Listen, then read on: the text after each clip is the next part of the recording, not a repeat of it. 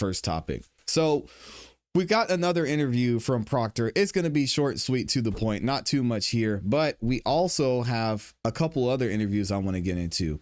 The jury foreman from the Karen Reed trial is actually speaking out in another interview and is giving some more insight into what went on behind the scenes, what he felt, what he saw, and how deliberations went. But before we get into that, I have to play this clip from Proctor, and then we're going to hear from a couple people over on another platform about what they saw during this interview. Check this.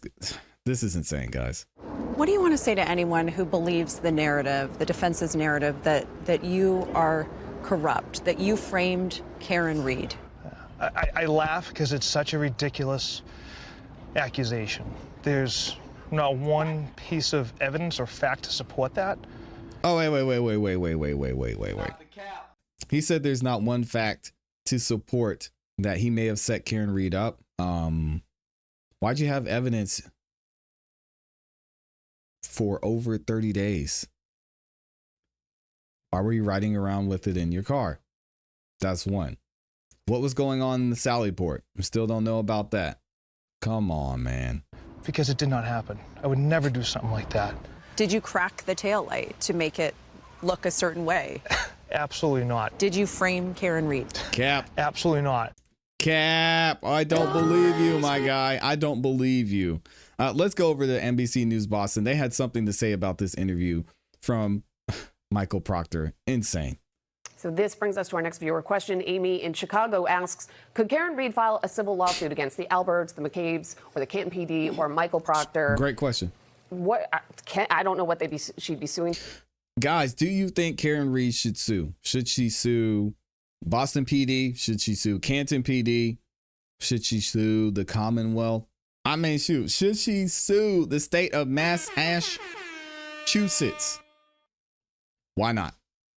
For Morgietta, but anyone can sue anyone. Right? we live in America. Let's not forget that. However, there's two really important things here. Number one, there's immunity. So departments in the Commonwealth, including the police and other municipalities, have certain levels of immunity that I think she wouldn't be able to breach that barrier, depending on whatever she would be suing on. And secondly, civil lawsuits take a really long time and a lot of money. And to what end would you be achieving that? I think that sometimes people have the spirit of lawsuits and they want to feel vindicated, but I don't think at this juncture that she would have grounds to sue these municipalities at this time. I can't imagine she'd want to step back in a courtroom or a lawyer's office or anything else. Morgietta? Yeah, she just wants to take out her trash and be left alone. I do not blame her. But Michael Proctor, back at it again, had something to say. I don't understand, from his perspective, why he would continue to do these interviews. Dude, we saw the evidence. We heard your testimony during the first trial. We saw what you said in your group chat. We saw how you handled this investigation. And we even saw during the trial, people still trying to cover for you, like a Yuri, and saying that you conducted this investigation with honor and integrity when we know that's not true. I don't understand why he's doing this. He already got fired. He's not getting his job back. From what I understand, he's working in another state. So it doesn't make sense to me. And it's weird to see all these folks coming out and saying, hey, guys, look at me. I know Karen Reed's free, but I'm a victim, too. Like, get out of here. You got fired for a reason, sir. Let's keep it moving. We've got Howie Carr over here, and he actually got in another interview with the jury foreman from the Karen Reed trial. So we're going to hear what the foreman had to say. He's going to give a little bit more insight into what went on behind the scenes of deliberations. Here we go. He's a good guy, isn't he, Welcome to the Howie Carr Show, 844-500-4242. It was almost exactly 1 week ago today that the jury came back with the verdict, not guilty, not guilty, not guilty on Karen Reed. And it's the biggest trial, certainly of the decade in Massachusetts, national attention. And it is a pleasure today to be joined by juror number one. He was the fourth. Where is he? Yeah, that's a good point. Uh-oh, hold on a second. In Massachusetts, national attention. And it is a pleasure today to be joined by juror number one. He was the fourth. All right, I might have to refresh this, guys. Hold on a second. $40 helps to rescue 5 babies. Any gift will help, and all gifts. Not guilty on Karen Reed, and it's the biggest trial, certainly of the decade in Massachusetts, national attention. And it is a pleasure today to be joined by juror number 1.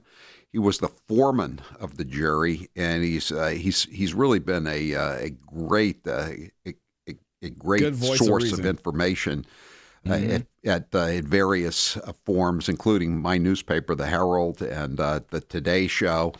And juror number 1 is joining us for the first segment here, and I have so many questions to ask him. Juror number 1, thank you so much for being with us here on the Howie Carr Show today. We appreciate it. How you doing?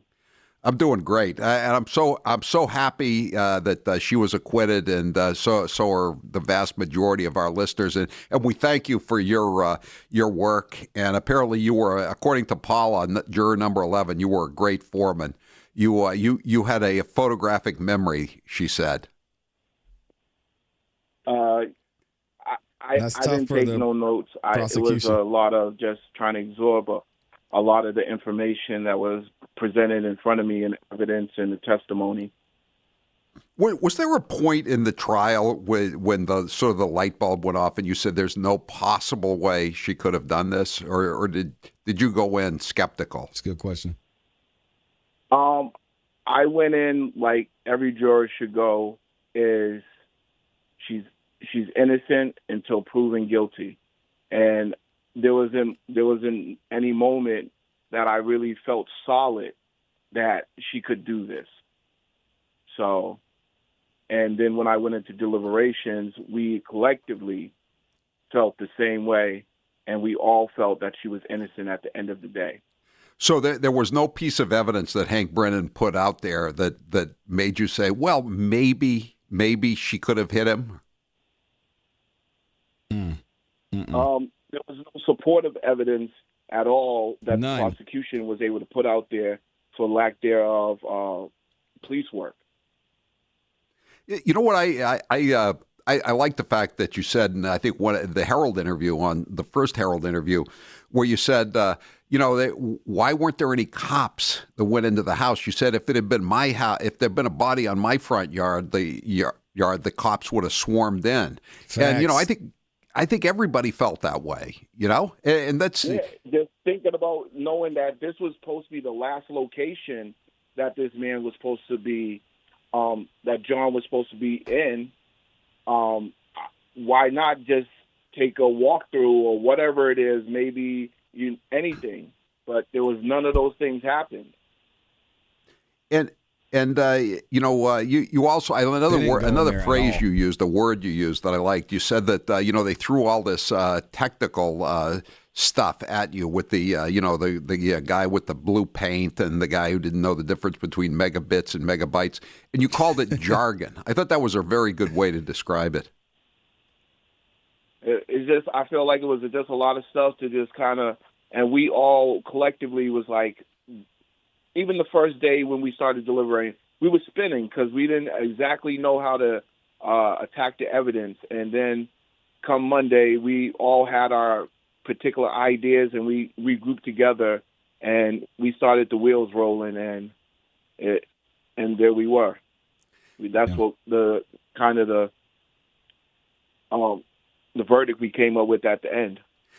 We had Alan Jackson on the day afterwards, and he was talking about how the judge one time he was getting testimony from one of his witnesses. I think it was Dr. Wolf, and he said that there were 49 objections from Hank Brennan, 49 objections, and Judge Cannoni sustained the objections every time, 49 out of 49 times. How was that seen by the jury? Before he answers this, I want to ask you guys a question. The fact that we now have officially verified that this juror did not take notes, what do you think caused Judge Cannoni to pick him as the foreman? Because I think it's very interesting that this man would He's sitting there taking notes, maybe to some people seemingly not paying attention, and she would pick him out as the foreman. I think it's interesting. That the fact that that apparently the judge and Brennan were hamstringing the defense from examining witnesses.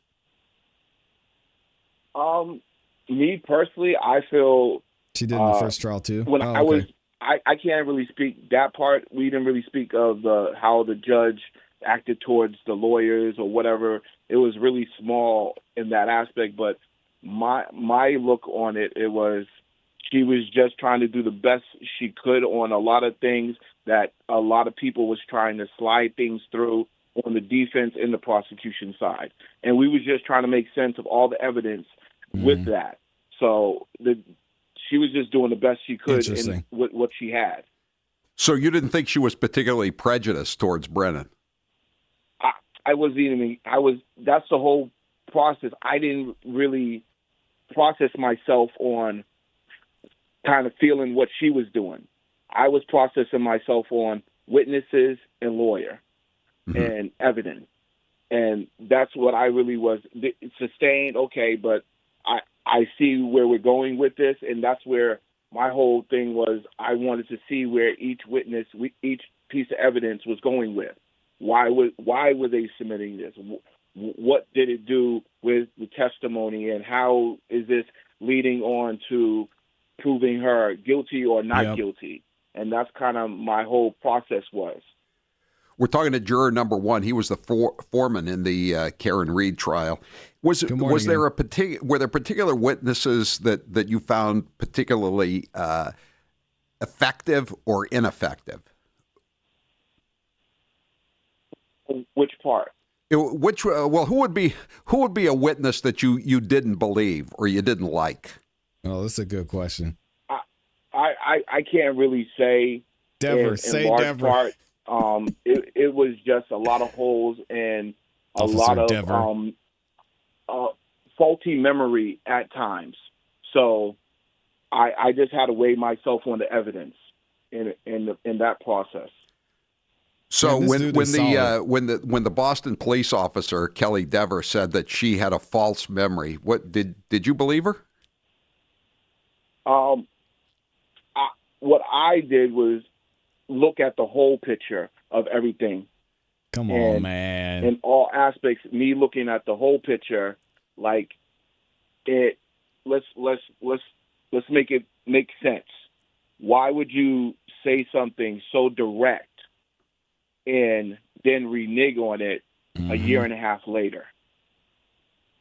So it came down to, okay, how credible is this? But at the same time, wait a minute, now you got me thinking. So. Hey, shout out to the foreman, man. I'm not going to play the entire interview. I'll leave a link to this interview in the description for y'all. Absolutely interesting. What do y'all think about this? What do you think about this jury giving some more insight? I think he did a great job. And the fact that he didn't take notes, I think was interesting too. Just sat there, listened to everything. I'm kind of the same way. I don't know if I could sit there and take notes because I wouldn't be able to understand them later on anyway. Very professional. He doesn't want to call any names.